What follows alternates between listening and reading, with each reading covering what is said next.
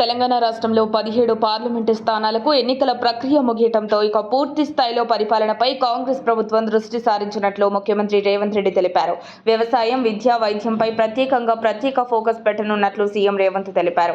తెలంగాణలో ఇకపై తాను ఆకస్మిక తనిఖీలు సైతం చేయనున్నట్లు అధికారులకు ముందుగానే హింట్ ఇచ్చారు.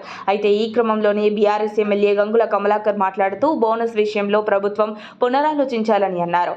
6 హామీలిచ్చి గద్దెనెక్కిన కాంగ్రెస్ ప్రభుత్వం రైతు వ్యతిరేకత విధానాలను అవలంబిస్తోందన్నారు.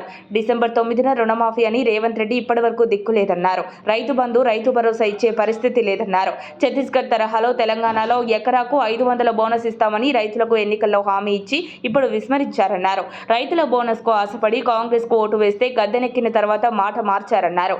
బోనస్ విషయంలో ప్రభుత్వం పునరాలోచించాలని సీఎం రేవంత్ కు గంగుల రిక్వెస్ట్ చేశారు. క్వింటల్ వడ్లకు 2200 రూపాయల మద్దతు ధరతో పాటు 500 బోనస్ ను బేషరతుగా అందించాలని కాంగ్రెస్ ప్రభుత్వానికి డిమాండ్ చేశారు. తెలంగాణలో యాసంగి మొత్తం 90% మంది రైతులు దొడ్డు వడ్లు మాత్రమే పండిస్తారు. వారికి కూడా బోనస్ ఇవ్వాలన్నారు. వెనువెంటనే ప్రభుత్వం ప్రతి రైతుకు ఓపీఎంఎస్ ద్వారా బోనస్ ఇవ్వాలన్నారు. గతేడాదికి ఇప్పటికీ ధాన్యం పంట ఎందుకు తగ్గిందన్నారు. రైతు ప్రభుత్వం అని చెబుతున్న కాంగ్రెస్ పార్టీ తడిసిన ధాన్యాన్ని మొలకెత్తిన వాటిని పూర్తి స్థాయిలో కొనుగోలు చేయాలని రైతుల తరపున ఎమ్మెల్యే గంగుల వేడుకున్నారు. మరిన్ని అప్డేట్స్ కోసం మా కాయ్ టీవీని సబ్స్క్రైబ్ చేసుకోండి. మా వీడియో కనుక మీకు నచ్చినట్లయితే లైక్ చేయండి, షేర్ చేయండి. మీ విలువైన అభిప్రాయాలను కామెంట్ బాక్స్లో తెలియజేయండి.